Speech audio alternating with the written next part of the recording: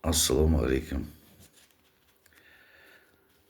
Мен осы алғашқы жасаған осы записімді мұны әркім білуге тиіс деген тақырып бойынша және қосымша аты білмеген оуш еді деген. Әрине мен сіздерге тек қана жақсылық деймін, жақсы ықылас ниетпенен осы еңбегімді сіздерге жариялап отырмын. Сондықтан мұқият тыңдаңыздар. Және бұл тікелей Құран кәрімге байланысты. Сондықтан осы жазбаны өзіңіздің жеке парақшаңызға жүктеп қойып, сосын мына Құран кәрімді алып, сонымен салыстырып тыңдасаңыз дұрыс болар еді. Өйткені бұл сізге өте маңызды мағлұмат, ол өте керек. Мен жай айтып отырған жоқпын, білмеген оуш еді деп. Сондықтан бұны әркім білуге тиіс. Сіз білуге тиіссіз. Сізге бұл ауадай қажет мағлұмат. Адамға су қалай қажет болса, бұл мағлұмат та сондай қажет. Ауа қандай қажет болса, бұл да сізге сондай қажет нәрсе. Сондықтан мұқият көңіл аударсаңыз деп өтінемін. Мен өткенде айттым, кіріспеде осы мынау еңбектің аты бұны әркім білуге тиіс, білмеген оуш еді деп. Бұл жаңағы Құран кәрім туралы, Аллах, жаратушы Аллах туралы Құран кәрім және Мұхаммед пайғамбардың өмір тарихы. Осыны тәптіштеп мен айттым ғой, 20 жыл бойы осыны бойыма, жүрегіме сыйғызып келдім. Бірақ енді қазіргі жағдайда мынау ахуалға байланысты мынау жастарымыздың айтысып тартысып жатқанына мен қатты жүрегім ауырды. Және де мына қоғам қайраткері Оралбай Сату ағамыздың айтқан әңгімесі маған кішкене тиді де, сосын қой болмас. Мен де бал емеспін ғой. Жер ортасынан астық. Сондықтан жастарға сабақ болсын, білмейтіндер білетіндей болсын, осындай сауабы тисін деген әңгімемен. Бұны айтайын деп отырғам, тағы да осы жақында біздердің осындай YouTube каналынан мен мынау имамдардың бір бас қосуын түсіріп жіберіпті YouTube'да. Оны мен сақтап қойып едім, кейіннен оны YouTube'дан алып тастаған екен. Әйтпесе ол өте бір мағлұматтың біреу еді. Сонда жаңағы имамдар өзара жаңағы келісе алмағандықтан сол жаңағыдай бір кішкентай өздерінше бір жиналыс жасап, осы мәселелерді қазіргі таңда соны пысықтайын деп сонда жиналыс жасаған екен. Сол жиналыста бір имам айтып қалды: біз неге ақиқатты айтпаймыз деп. Тыңдаңыз. Біз неге ақиқатты халыққа айтпаймыз деді. Сонда басқарып отырған адам айтты, мен енді аса көңіл бөлмедім, аты жөндері кім, басқасы кім деген сияқты. Сонда басқарып отырған айтты: шындықты айтқанда, сен айтқанда халықтың деңгейі жете ме соған деді. Басып айтты: халықтың деңгейі соған жетіп тұрма деді, сен шындықты айтқанда деді. Және де тағы да әңгіме болды. Біз қалай айтамыз? Басқа бір имам ренжіп айтты YouTube'да. Біз қалай айтамыз? Біз жоғары жақтан бізге қандай тақырып береді деді. Шындығын айтты ол кісі. Бізге жоғары жақтан уағыздың тақырыбын береді, біз соны жеткізуге тырысамыз дейді. Әркім өзінің біліміне сай, шама шарқына сай сол уағызды жеткізуге тырысамыз. Біздің жазғымыз сол деді.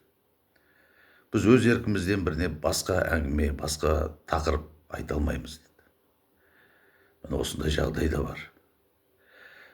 Біз мынау имам біткеннің, ұстаз біткендердің барлығы теріс ойлы деп ойлауға болмайды. бірақ соның ішінде жаңағы біреу шынында да ашынып айтты. Біз халыққа қашан шындықты айтамыз деп. Сонда ол не шындық? Осы уақытқа дейін 30 жыл бойы уағызыңдап келе жатқан халыққа осы уақытқа дейін шындық жетпесе, оны не көмкеріп жатыр ол шындықты? Ол қайда жатыр? Ол шындық неге айтылмай жатыр осы уақытқа дейін? Халық неге оны білмейді? Міне ол да ойландыратын жағдай, ағайын. Сондықтан мен өткенде айттым, осы еңбегімнің жаңағы бірінші тарауы мынау жаратушы ие дейміз ғой. Аллах әлемдегі жалғыз жаратушы, оның серігі жоқ. Ол жалғыз деп айтылады әрқашанда. Соны бірінші тарауда мен Аллах ол кім деген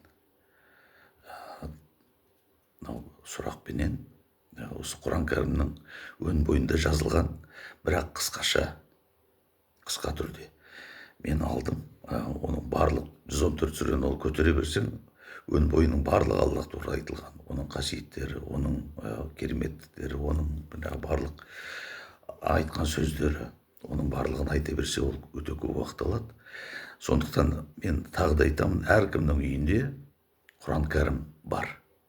Болмаса жастарда болсын, басқаларда, орта жастағыларда да барлығында. Менің өзімде Құран кәрімнің 3-4 аудармасы, электронный вариант дейді. Сондай бар. Жаңағы Play Market деген бар ғой, содан жаңағы барлығы көшіріп алады. Содан мен неше жылдан бері мен қасымда жүру үшін сол телефоныма жаңағы жазып көшіріп алғанмын, содан аламын. Жаңағы тәпсирді, бірақ енді орыс тілінде біздің сосын Құранның жаңағы бірнеше аудармалары. Сонымен бастайық. Аллах ол кім дейді? Бізге Құран кәрім оны қалай суреттейді, қалай айтылады, қалай жазылған? Мынау Мұхаммед пайғамбар айтқан екен, Құранның шоқтығы Бақара сүресі деп. Бақараның жаңағы Құран кәрімдерінің ішіндегі ең үлкені деген сөз ғой. Құранның шоқтығы Бақара сүресі деп айтты дейді. Сол екінші Бақара сүресінің 163 аятында былай депті: сендердің құдайларың бір Аллах, Аллах дейді, бір Аллах. Құдайларың бір Құдай деген сөз. Одан басқа Құдай жоқ. Ол асқан қайырымды, ерекше мейірімді. Үшінші сүре Әлі Имран, 2-3 аятта: Алладан өзге ешқандай Құдай жоқ. Ол мәңгі тірі, барлық болмыстың меңгерушісі. 3 аятында айтады: ей Мұхаммед, Алла бұрынғы кітаптарды растаушы, хақ кітапты Құранды саған түсірді дейді. Бұрынғы кітапты растаушы, хақ кітапты Құранды дейді, саған түсірді. 55-ші Рахман сүресі 1-2 аят: өте рақымды Алла дейді. Ол өте рақымды. Құранды үйретті саған дейді. 59-шы Ғашыр сүресі 22-23 аят: ол Алла өзі ғана, одан басқа Құдай жоқ. Ол көрнеуді де, көрместі де біледі. Ол өте қайырымды, ерекше мейірімді. Ол Алла өзі ғана, одан басқа ешбір Құдай жоқ. Ол патша, нұқсаннан пәк дейді, оның кемшілігі жоқ ешқандай. Мүлде кемшіліксіз, ырзық беруші, амандаушы, сауықтырушы дегені ғой. Бақылаушы, жеңімпаз, аса абыройлы, ұлылық иесі. Ол Алла жаратушы, жоқтан бар етуші. Көркем осы есімдер оған ғана тән дейді. Әрі қарай жалғастырайық. Сонымен 59-шы Әл-Хашр сүресіндегі 24-ші аятта жазылғандай, жаратушы Алла, жоқтан бар етуші, бейнелеуші Алла. Ең алғаш нені жаратты, қалай басталды деген сұрақ туындайды. Неден басталды жаратылыс? 68-ші Қалам сүресінің 1-2 аяттарында былай деп жазылған екен. 68-ші Қалам сүресі 1-2 аят: аса қамқор, ерекше Алланың атымен бастаймын. Бірінші аят. Нұн. Ұғымын Алла біледі. Қалам әрі оның жазған нәрселеріне серт дейді. Мұхаммед ғалейхиссалам, сен Раббыңның мәрхаметінде жынды емессің деп. Осы Құран кәрімнің көп сүрелерінде осындай аят кездеседі. Олар сені жынды дейді, бірақ сен жынды емессің деп. Мұхаммед, Алланың өзі айтты дейді осылай. Осы айтылған екі аятта нендей мағлұмат бере алады? Нұн деген не? Алиф, лам, мим, ра деген жазбалар кездеседі Құран кәрімнің басында. Оның қасына жазып қояды, мағынасын тек бір Алла ғана біледі. Енді нұн деген не? Қалам және оның жазғаны не? Неге осы аятты беруші сонымен серт береді? Қаламмен серт береді Алла, және оның жазғанымен серт береді дейді. Ол қалай екен? Серт беру деген, ант беру деген сөз ғой. Сіз қалай ойлайсыз? Мынау ютубта Әзірет Сұлтан мешітінің имамдарының айтқан уағыздары бар екен осы нұн туралы. Осы жаңа қалам сүресі туралы. Сол бір 2-3 уағыздары мен тыңдадым. Сонда 3 имамның біреуі ғана айтты. Екеуі нұн деген ол әріп деді, араб тілінің харпі. Бір адам имам. Ол кісі айтты, ол ислам ғалымдарының осы бір сөз бойынша жасаған тұжырымдары бірнеше бағытқа бөлінеді деді. Оның ішінде жаңағы нұн деген бұл алып балық екен дейді. Алып балық, үлкен кит деген сөз ғой, кит. Киттен үлкен балық жоқ қой енді. Өйткені мынау Юнус сүресі дейді, Жүніс сүресі, Жүніс пайғамбардың. Сонда сол жаңағы алып балықты сонда нұн деп айтқан дейді, аталған нұн деп. Енді ол кішкене дәлелдеме ғой, келеді жобасы, логикаға келеді. Ал енді жаңағы осы нұн сүресі, осы қалам сүресіндегі жаңағы осы 1-2 аятта тұжырымда тәпсір жоқ, қазақша. Сондықтан мен еріксіз жаңағы мен орыс тілінде аударған жаңағы Елмир Кулиевтің аудармасын жиі оқимын. Сонда бір өте қызық мағлұмат бар екен. Сура Аль-Калам, нун. Клянусь письменной тростью и тем, что они пишут. Енді мынау неде Құран кәрімнің ертеден алғашқыда жаңағы үлкен тәпсірлегенде үлкен ғалымдар бар. Мынау Ас-Сади дейді, Ибн Касир дейді. Бұлар сол қай замандарда екенін білмеймін, бірақ осы ғалымдар осы Құран кәрімді зерттеп, сол Құран кәрімнің аяттарына тәпсір жазған. Талдама деген сөз ғой. Сонда былай дейді Ибн Касир. Один из толкователей Корана пишет: Аллах Всевышний сказал: Нун подобно тому, как сказал сот дейді. Сот деген сөз бар екен. Каф деген сөз бар екен. Нун сол сияқты дейді. Некоторые толкователи Корана утверждают, что нун – это огромная рыба. Имам Ибн Джарир передает по цепочке, хадис қой бұл енді, хадистарында айтылған дейді, по цепочке, до Ибн Аббаса, что он сказал: нун – это огромная рыба, на спине которой находится земля дейді. Қараңыз. Первое, что сотворил Аллах, это Аль-Калам.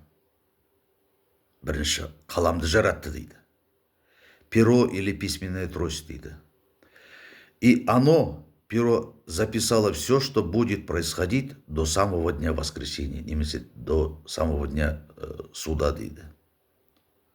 ақыр заманға дейін. Не болатынын сол қалам жазды дейді барлығын. Затем Аллах сотворил Нун над водой. Жаңағы үлкен балықты. Затем Аллах сотворил Нун над водой. И уложил на ее спину землю. Аны қараңыз. И уложил на ее спину землю дейді. Осы жөнінде жаңа 11-ші Худ сүресінде де бір кішкентай мағлұмат бар, оны қазір тоқталып айта кетем.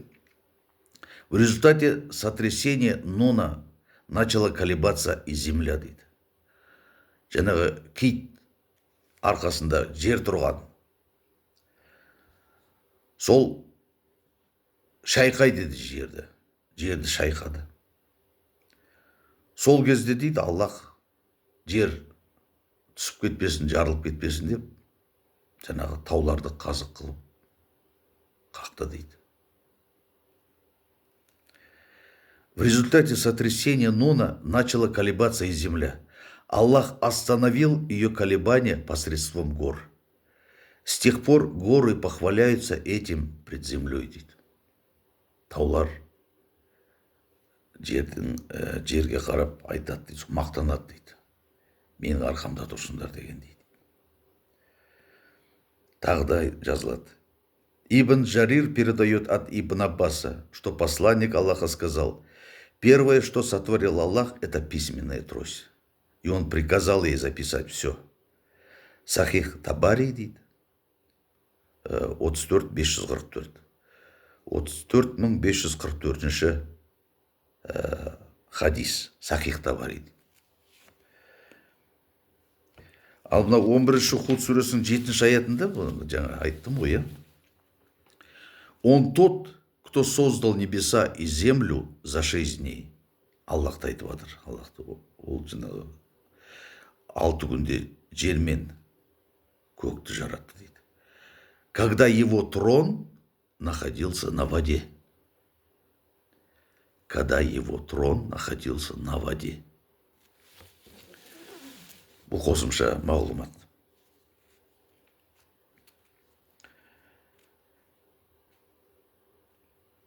Мынау 78-ші аят Ан-Наба дейді, 6-7 аяттарында.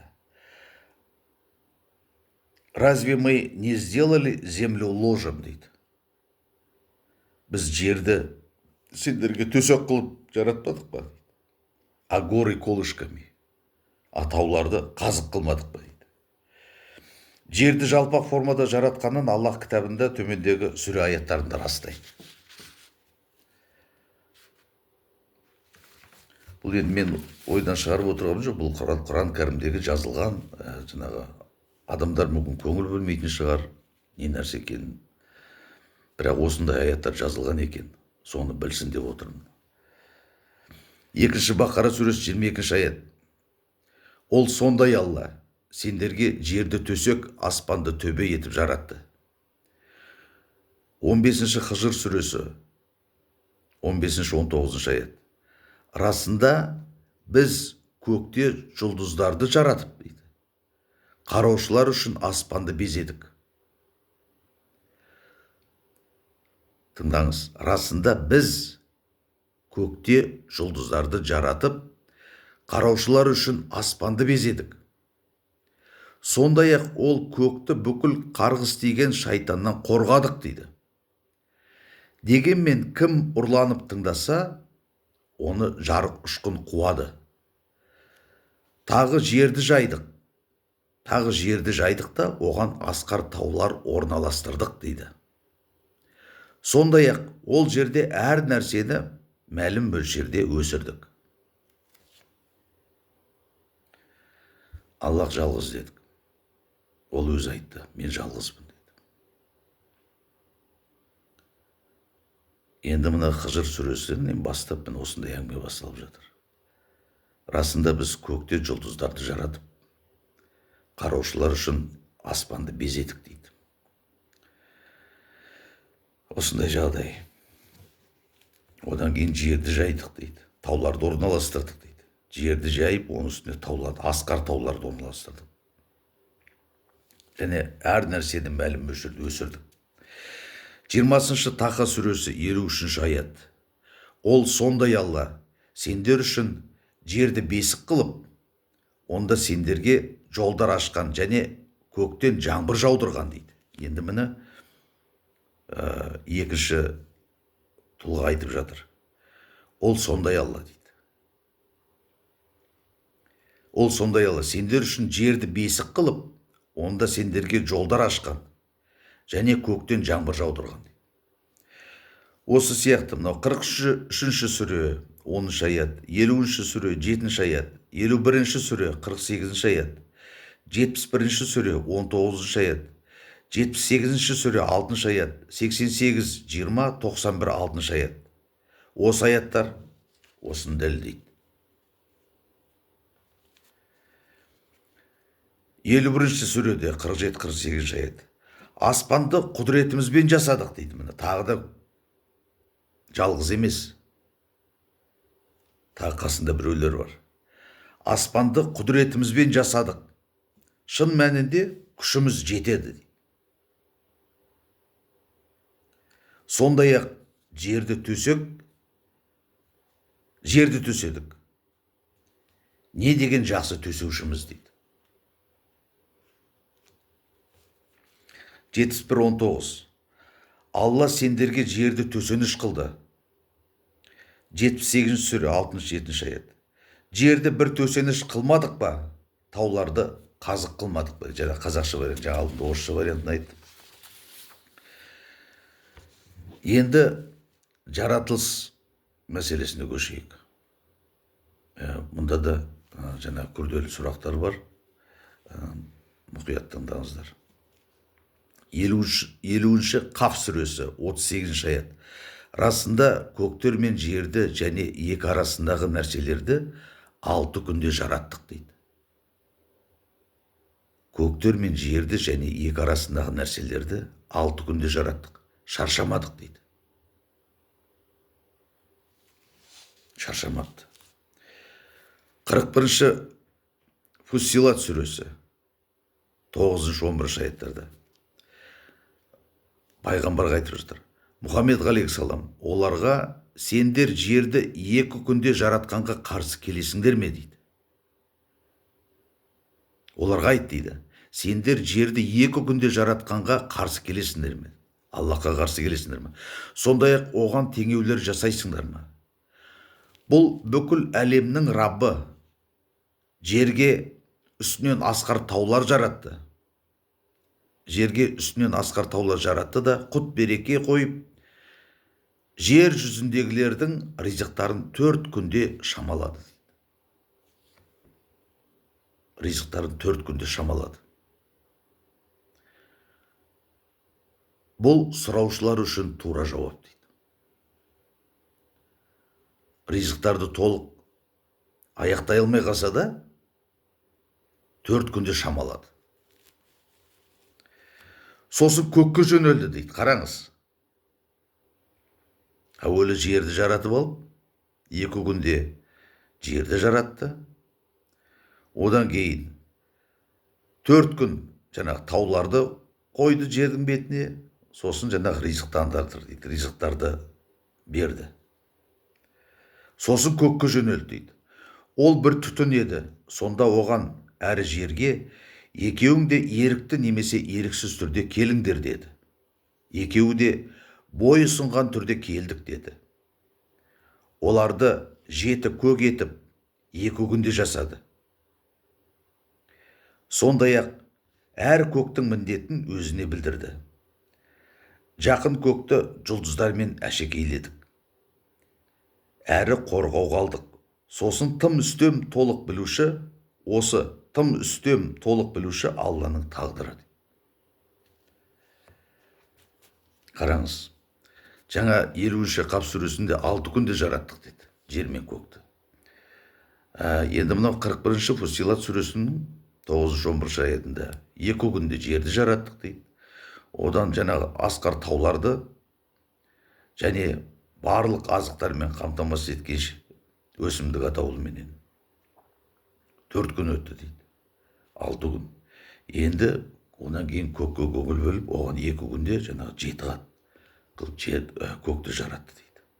Сонда бұл жерде 8 күн болып кетті. Аса үстем толық білуші Алланың тағдыры дейді. 11-ші Худ сүресі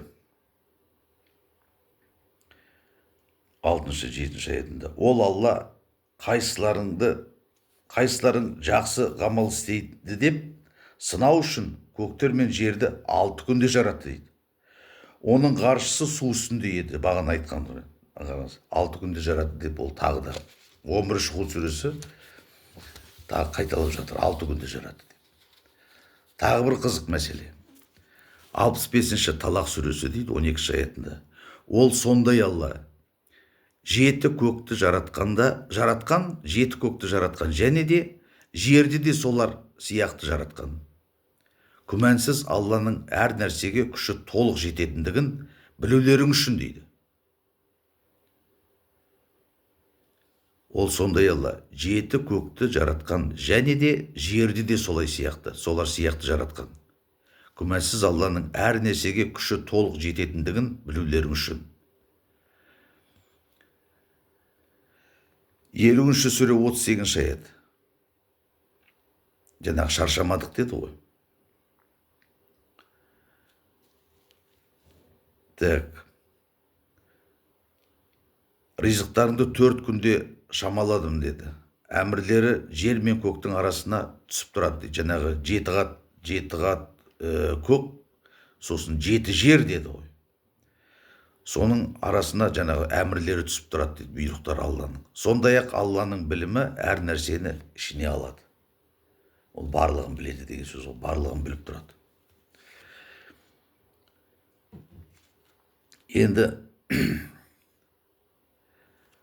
жаңағы аударма, жаңағы 65-ші Талақ сүресінің 12-ші аятының орыс тілінде қалай жазылғанына көңіл аударайық. Өйткені кей нәрселердің Құран кәрімнің кейбір аяттарында жазылған кейбір жазбаларды басқа тілде зерттеп салыстырып қарамаса, оның кішкене түсінігі толық болмайды деп мен солай ойлаймын. Осы орыс тілінің аудармаларында жазады жаңағы 65-12. Аллах тот, кто сотворил 7 небес и столько же земель дейді. Столько же земель. 7 жаратқан жерді. Повеление не сходит между ними, чтобы вы знали, что Аллах способен на всякую вещь, и что Аллах объемлет знанием всякую вещь. Ол білімменен барлығын қамтып тұрады дейді. Сонымен аяттар көбейген сайын біресе Аллахмен жалғызбын дейді. Басқа құдайларым жоқ. Мен ғана жалғыз құдаймын дейді. Біресе арасына біреулер кіріп кетеді. Мазақ қылды демеңіз. Бір анекдот бар. Бүркіт, қыран бүркіт тауда қалықтап жүріп, тастың арасына бір қоянды қуып шығарып, соны бір сайда алып, соны қайтадан таудың төбесіне көтеріп, ұшып барып, сол бір тастың үстіне қонып, енді аузын салайын деп жатса, қасына бір қарға қонып жатыр дейді. Сосын қарға кеп, мамаңдап қасына келіп айтып жатыр дейді. Әйтеуір сіз болып, біз болып, алдық ау әйтеуір деп. Енді көңіліңізге ауыр алмаңыз. Аллах біресе мен жалғызбын дейді. Менен басқа құдай жоқ. Мен жалғыз жаратушымын дейді. Басқа аяттарында жаңағыдай біз дейді. Біз деген әңгіме пайда болды. Менің жүрегімді ауыртқан алғашқыда осы Құран кәрімді бірінші қолыма ұстаған кезде менің жүрегімді ауыртқан аяттардың осы біреуі осы жаңағы біздер. Так. Тағы бір айта кететін Құран проблемасы бұл 57 Хадид сүресі 25 аят. Расында елшілерімізді ашық мұғжизаларымызбен жібердік дейді. Және елшілермен бірге адам баласының әділ тұру үшін кітапты, мизанды дейді. Әр нәрсенің өлшемі, весы дейді ғой, кір, жібердік дейді. Сондай-ақ темірді пайда қылдық. Онда мықты күш әрі адамзат үшін қажеттер бар. Мынау скобка қалып қойған. Соғыс құралдары тағы басқа аспаптар темірден жасалады. Тіпті темірсіз өмір болмайды деп жазылып тұр. Алла онымен дініне, елшілеріне көрмей-ақ көмек еткен кісіні мәлім етеді. Сөзсіз Алла өте күшті, тым үстем дейді. Енді қараңыз. Осыны түсінікті болу үшін тағы мына орысша вариантын айта кетейін. Мы уже отправили наших посланников с ясными знамениями и не спаслали с ними Писание и весы, чтобы люди придерживались справедливости. Мы также не спаслали железо, в котором заключается могучая сила и польза для людей, для того, чтобы Аллах узнал тех, кто помогает ему. Аллах сіздің көмегіңізге зәру. И его посланникам, хотя и не видит его воочию, оны көрмесе де, жаңағыдай сол адамдар көмектессе екен дейді. Воистину Аллах всесильный, могущественный. Сонымен құдіреті өте күшті, тым үстем, әр нәрсені толық білуші Аллах кішкене шаршап қалған сияқты. Өйткені шатаса бастады. Жер мен көкті 6 күнде жараттым деді. Одан 8 күнде жараттым. Сосын қазір тағы алдыда аяттар бар тағы да. Оны айтамын не уақыт келгенде. Жерді көкті барлығын жаратып болғаннан кейін Аллахтың есіне түскен сияқты.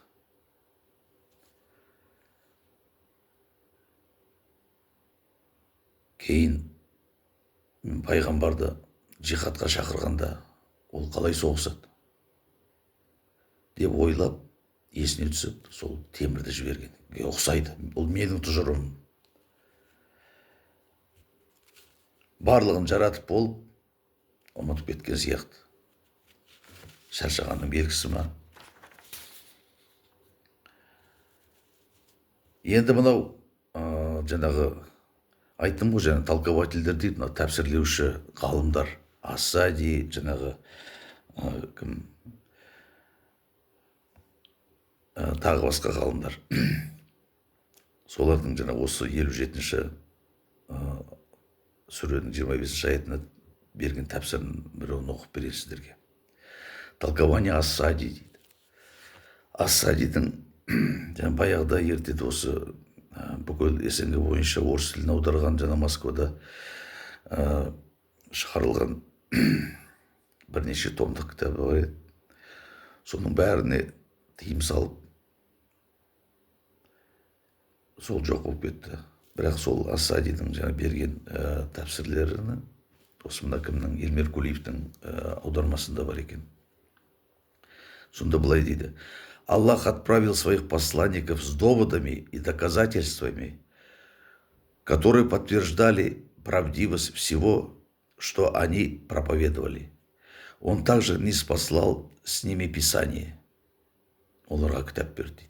И весы. Мен естімеппін, қай пайғамбар, қай уақытта жаңағы Аллахтан жаңағы весиді алып келген. Енді әділ бол деген шығар, қай уақытта да болғанда, ол әділдік деген бұл адамға жақсы қасиет қой. Священное Писание, которое Аллах не спаслал для того, чтобы научить людей, дейді. Қараңыз, чтобы научить людей всему, что принесет им пользы в религии и мирской жизни. Весы — это повеление быть беспристрастным и справедливым. Религии всех посланников зиждились на справедливости. Аллах также не спаслал железо, это металл, порождает зло. Из него изготавливают оружие, но и также полезные вещи. Господь послал Писание и железо, дабы увидеть, кто из людей будет помогать его религии, его посланникам, и уверует в сокровенное, то есть Корану. Среди прекрасных имен Аллаха всесильный, могущественный. Для него нет ничего невозможного, и никто не сможет избежать его возмездия. Благодаря своему всемогуществу он не спаслал железо, из которого создаются могучие орудия. Благодаря своему могуществу он всегда одерживает верх над своими врагами. Аллахтың да жаулары бар екен. Екінші Бақара сүресі 29 аятта: ол сондай Алла, жер жүзіндегі барлық нәрселерді сендер үшін жаратты. Сонан кейін аспанға көңіл бөліп, оны 7 қабат көк етіп тәртіптеді. Ол әр нәрсені анық білуші. 79 сүре 26-33 аятта: расында бұнда қорыққан кісі үшін әлбетте бір ғибрат бар. Қараңыз, расында бұнда қорыққан кісі үшін әлбетте бір ғибрат бар. Сендерді жарату қиын ба, әлде аспанды ма дейді. Алла оны жасады. Сонда адамды жарату қиынға түскен сияқты.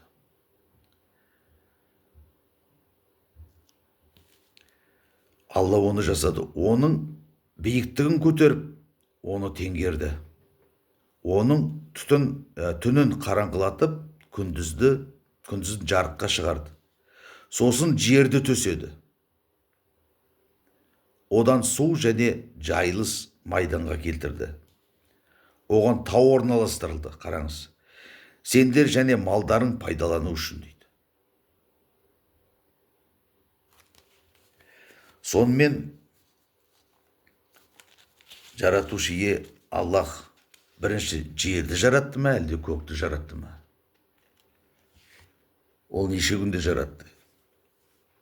Қалай екен? Сіз қалай ойлайсыз? Құран кәрімнің бір сүресі былай айтады, бір сүресі былай айтады. Әрі жалғастырайық. Сонымен жоғарыда айтылған сүре аяттары бізге Аллахтың көк пен жерді қалай, неше күнде жаратқанын баяндайды. Ал енді адамды қалай жаратқан екен? 15-ші Хижр сүресі 26-шы аятта: расында біз адамды саз балшықтың сыңғырлаған құрғағынан бейнелеп жараттық дейді. Расында біз жалғыз емес, олардың қасында біреулер бар, оның қасында. Расында біз адамды саз балшықтың сыңғырлаған құрғағынан бейнелеп жараттық. Мүминун сүресі 12-14 аяттарда: адамды біз топырақтың ең асылынан жараттық. Одан соң оны ұрықтың тамшысына айналдырып, өте сенімді орынға, жатырға орналастырдық. Ұйыған қанды бір жапырақ етке айналдырдық дейді. Оған сүйек бітірдік. Оған ет қондырдық. Оған жан кіргізіп, басқадай жаратылысқа айналдырдық. Аса шебер жаратқан ие барынша ұлы. Қараңыз. Саз балшықтың сыңғырынан жараттық деді бірінші, ие. Одан кейін адамды біз топырақтың ең асылынан жараттық. Одан соң оны ұрықтың тамшысына айналдырып, өте сенімді орынға, жатырға орналастырдық. Ұйыған қанды бір жапырақ етке айналдырдық. Оған сүйек бітірдік. Оған ет қондырдық. Оған жан кіргізіп, басқадай жаратылысқа айналдырдық. Міне өте шебер дейді Алла. Барынша ұлы.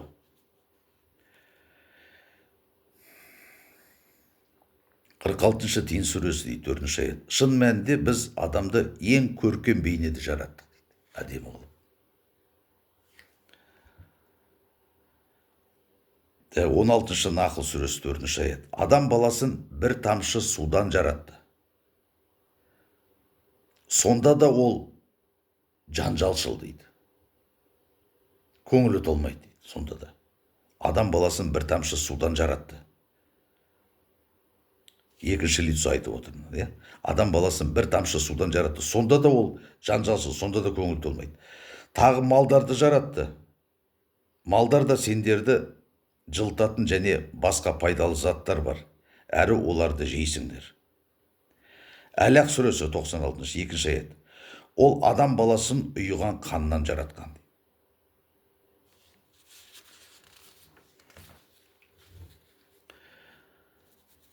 Енді Аллах жаңағы әртүрлі жағдайда жасадым деп отыр ғой, әртүрлі варианттарменен. Енді адамды не үшін жаратты екен? Осы жөнінде Құран аяттары не айтады? 51-ші Зарят сүресі 54-ші 56-ші аяттары. Мұхаммед оларды үгітте, өйткені үгіт мүміндерге пайда береді. Үгітте дейді. Жын мен адамзатты өзіме құлшылық қылулары үшін ғана жараттым дейді. Жын мен адамзатты өзіме құлшылық қылулары үшін ғана жараттым дейді. Енді мешіт имамдарының уағыздарын тыңдап отырсақ, жаңағы жындар бұл періште сияқты деп өздерінше түсіндіреді баяғы. Жындар да оларды Аллахқа құлшылық етеді, Аллах сол үшін жаратқан деп. Атам қазақта көңілі толмаса біреуге айтады, сен жындысың ба деп. Жындымысың дейді. Есің дұрыс па сен? Жын деген, жын шайтан деген бұл біздің халық өте жек көрген. Өте жек көрген. Өйткені одан қорқады. Мүмкін өмірде жаңағыдай сол жын шалған адамдар болған шығар, сондайды көрген шығар. Ол Құдай бетін аулақ қылсын. Бірақ жаңағыдай жын ұрған адам өте қауіпті болады. Ол адамнан да басқадан да қорықпайды. Жаңағы оттан, судан қорықпайды деген сияқты сондай мен естідім. Өте жаман нәрсе. Ал енді мен осыны оқығанда менде жүрегім селк ете қалды. Жын мен адамзатты өзіме құлшылық қылулары үшін ғана жараттым дейді. Егер періште деп тұрса мен онда айтар едім, я періште емес, жын дейді. Баяғыда үлкендеріміз көшеде жүрген біреулер арақ ішіп, басқа да сондай жаман қылықтар жасап жүрген адамдар болады ғой, енді бір сондай өрескел жаман жағдайды көргенде жаңағы айтатын еді, өңкей жын шайтаған жайлаған тобыр деп. Жын шайтан дейді. Жыны не шайтан не бәрібір деген сөз. Өйткені екеуі ол бір-біріне, олар да рухани тұлғалар. Бірақ жын деген ол адамға жолдас болатын нәрсе емес. Оның мақсаты адамды өлтіру. Ал енді осыны Аллах қалай айтып тұр? Сіз қалай ойлайсыз?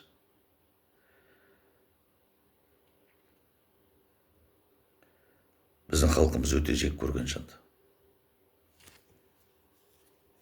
Қазірде кім жақсы көреді дейсіз? Ешкім де жақсы көрмейді. Ешкім туған туысқанына, бала шағасына жын жақындасын деп ешқашан да ойламайды, ондай одан сақтасын деп жалбарынады. Жын шайтаннан сақтасын деп.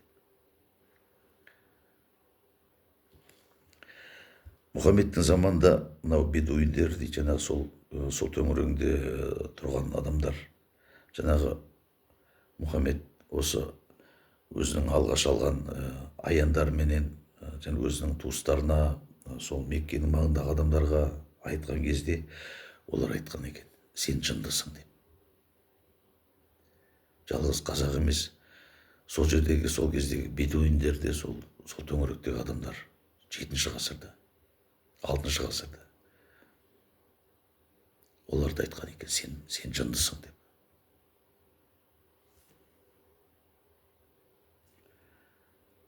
Бірақ Аллах оны жұбатады, сен жынды емессің деп.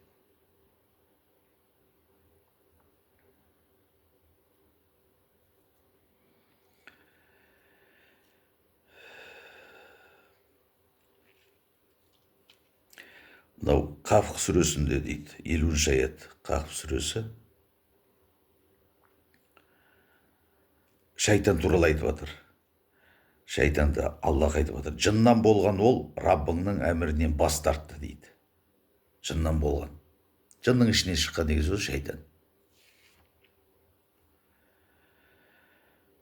Енді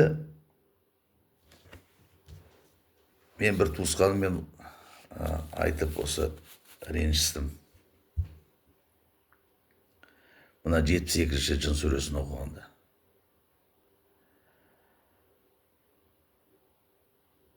Енді осы сүрені адамдар сенеді осыған. Мынау Мекке мен Тайып деген жердің ортасында дейді, Нахла деген ойпат бар дейді. Сол жерде пайғамбар Мұхаммед мынау намаз оқып отырған кезде дейді, мынау жындар жиналып қасында. Жындар жиналып, содан біз ғажап Құранды тыңдадық деп айтады дейді. Осыны мен қысқаша ғана қазір айтайын. Жын сүресінде Мұхаммед жындарға Құран оқыған екен Меккенің маңында. Содан олардың көбісі пайғамбарға еріп мұсылман болған екен. Және де Меккеде жындардың да мешіті бар екен. Жын сүресін мен ол кішкене ұзақтық. Мен қазір оқуға келіп өйткені мен көп уақыттарыңызды алдым. Жаңағы сол Нахла тайпасында оқып отырғанда жаңағы жындар келіп тыныш деп айтты дейді. Тағы бір жерде жазылған. Тыныш деп бір-бірін тыныштандырды дейді, олар шуылдап келгенде. Тобыр ғой енді. Содан біз керемет жаңағы Құран тыңдадық. Біздің ақымақтарымыз жаңағы Аллахқа серік қосып келген екен осы уақытқа дейін. Біз енді сендік, біз Алланың жалғыздығына және оның пайғамбары Мұхаммедке сеніп, біз оған жіберген кітапқа сеніп мұсылман болдық дейді. Міне Мұхаммедтің уағызын тыңдап жындар мұсылман болған дейді. Ал енді мен ютубтан мынау Меккеде жындардың мешіті бар деген мен бірінші көргенде сенер сенбесімді білмей, соның жаңағы 2-3 вариантын көріп барып, содан кейін сендім. Шында да бар екен жынның мешіті деген, жындардың мешіті. Меккеге барып келгендерден сұраймын, бұл жынның мешіті. Я бардық дейді. Бардық дейді. Сонда барып намаз оқыдық, Құран оқыдық дейді. Ол сондай Аллах екен. Біресе мен жалғыз жаратушымын дейді. Біресе біз жараттық, біз айттық, біз бердік, біз құтқардық, біз жібердік, біз сыйладық, біз деп 114 сүренің ішінде ағайын 1018 рет жазылған екен. Біз деген.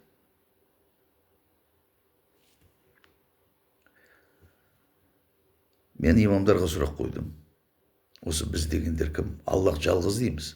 Жалғыз дейсіздер, сіздер үйретесіздер. Ал енді біз деген кім?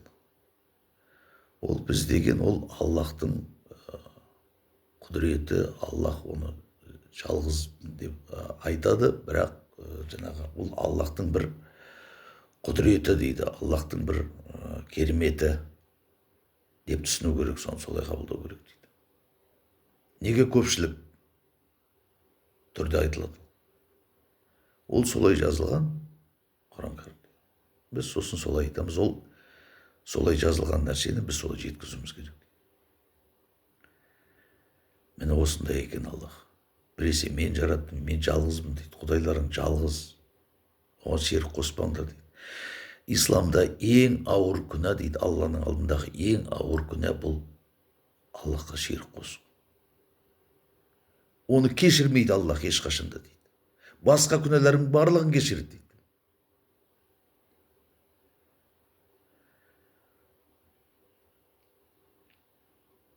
Міне осындай жағдай.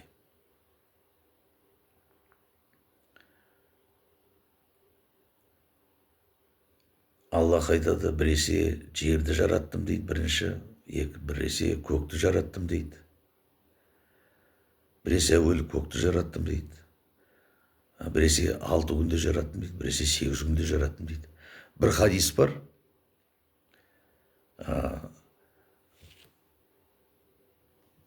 Мұхаммед алейхиссалам өзі айтты дейді. Жаңағы ол жаратылысты мына күні бастады, мына күні ананы жаратты, мына күні мынаны жаратты деп. Ол кісінің айтуы бойынша 7 күнде жаратқан екен. Енді қайсына сенесіз? Мұхаммедке сенесіз ба? 7 күнде жаратты деген. Жоқ әлде Аллахқа сенесіз бе? 6 күн, 8 күн. В общем, 7-8 күнде жаратқан ғой енді. Осындай жағдай.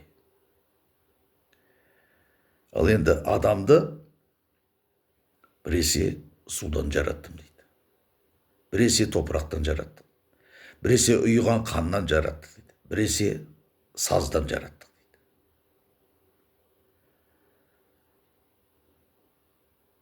Енді Аллах нені қалайды?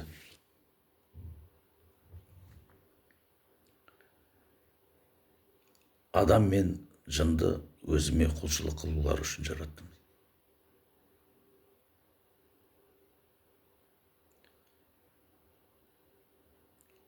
Және де мынандай үлкен ауыр әңгімесі бар тағы да. 2-ші Бақара сүресінде сендерге сүйкімсіз болса да Алла жолында соғысу парыз етілді дейді.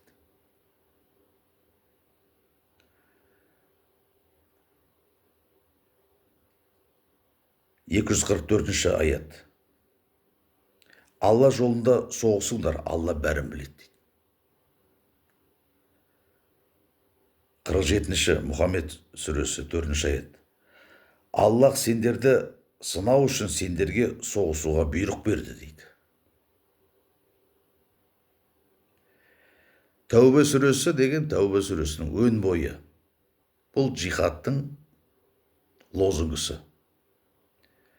Ренжімеңіз, мен олай айтты деп. Кейде ана жерде мынандай джихад болыпты, мына жерде өйтіпті, осында бәлен адам бөліпті, бәлен түген деп естіп жатамыз ғой. Сонда айтып жатады, ол адасқандар ғой олар адасқандар ғой олар.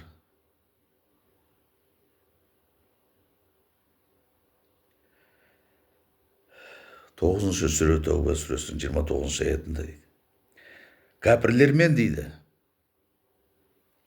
яхуди мен христиандармен соғысыңдар дейді.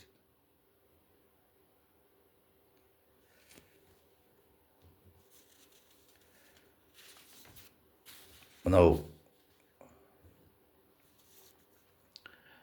осы мынау жастардың арасында кейде әңгімелесіп отырсаң, ана жылы ковид болды деген аурушылықты сонда айтты, еврейлер жасапты осыны, еврейлер жіберіпті. Оны Қытайға жіберген екен, сол Қытайдан шығып кетті. Оны әдейі халықты қыру үшін жасап отыр.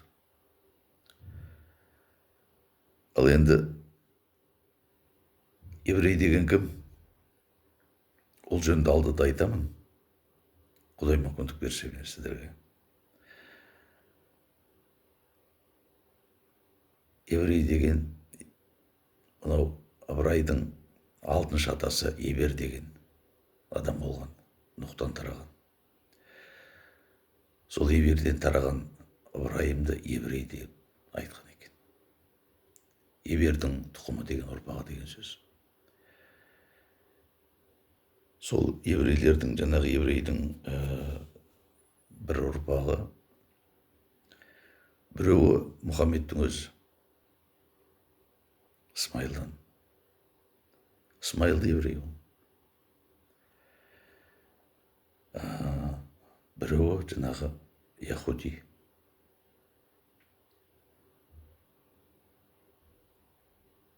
Біз кейде бір нәрсе айтамыз, бір тарихты айтамыз, бір әңгіме айтамыз, бірақ оның сол түп тамырын бойламаймыз да, сол жаңағыдай әңгімелер айтып жатамыз. Негізі ойларыңызда болсын деп айтып жатқаным ғой. 23-ші Муминун сүресі 14-ші аят.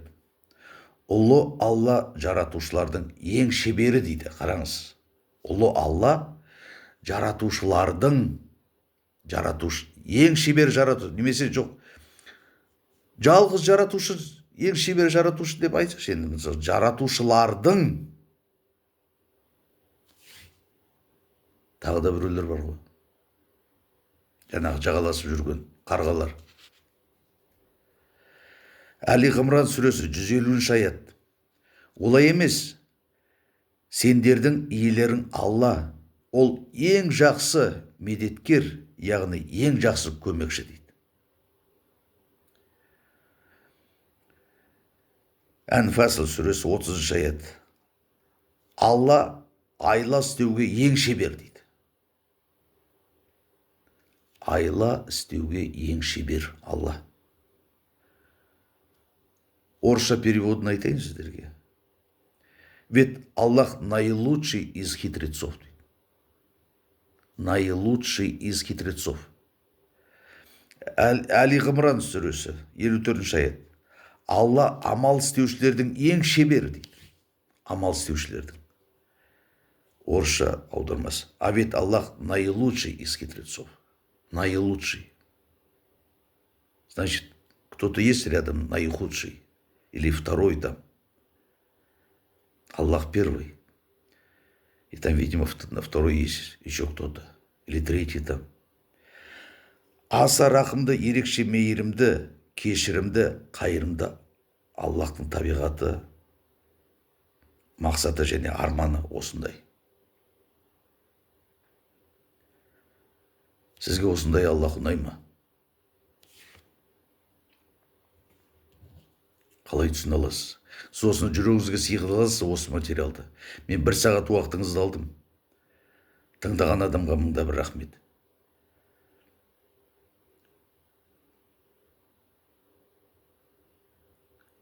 Жындармен бірге Аллахқа қызмет етуге қалайсыз?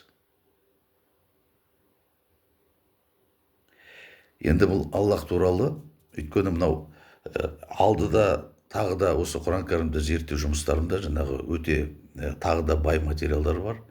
Ол мынау Аллах пенен Мұхаммед тығыз байланысты, өте тығыз. Және мынау Құран кәрімде осы өн бойында бұл үш тұлғаның, кітапты тұлға демейін енді, осы мына екі үлкен тұлғаны, енді ол Аллахта тұлға деп айтуға болады ғой енді. Осылардың арасында жаңағы өте тығыз байланысты мынау әңгімелер, адамды селт еткізетін әңгімелер әлі бар. Уақыт бөліп тыңдағандарыңызға көп рахмет.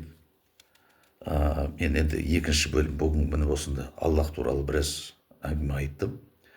Алдыда да жалғасады, Құдай бұйыртса. Енді келесі екінші бөлім бұл Мұхаммед пайғамбар туралы. Осының өмір тарихы, туған күннен бастап, одан кейінгі жаңағы жағдайлары барлығы. Рахмет сіздерге тыңдағандарыңызға. Бұл осы бағдарлама, осы жазылған материалды өзіңіздің жеке парақшаңызға ма бір жерге сақтап қойсаңыз өте пайдалы. Сіз осыны жақтырсаңыз да, жақтырмасаңыз да, ол сізге қажет болады, өте қажет. Мұндайды сізге күнге дейін ешкім айтқан жоқ, айтпайды да шығар. Бірақ кім біледі, менен де жақсы білетіндер ертең мүмкін шығып, осындай материалдар қозғайтын шығар. Мен халықтың, осы бір азамат айтты, анау күні жастар айтысып жатыр, боқтап жатыр бірін-бірі. Сонда сен неге осылай істейсің десе, мен халықты ағартқым келеді дейді. Халық білгісі келсе екен дейді. Ол азамат дұрыс айтады. Айналайын қазағым. Осылай сөкті, Аллахта тілдеді демеңіз, мен өзімнен ештеңе қосқам жоқ, есебі мынау барлығы осы Құран кәрімнің бас аяғында жазылған материалдар. Бір-екі хадисті қостым, жаңағы мынау тәпсірден қостым, міне осындай жағдай. Алдағы уақытта да мен осы барлық осы Құран кәрімдерді қазақша орысша аудармаларына сол материалдарды бермекпін ағайын. Рахмет. Сау болыңыздар.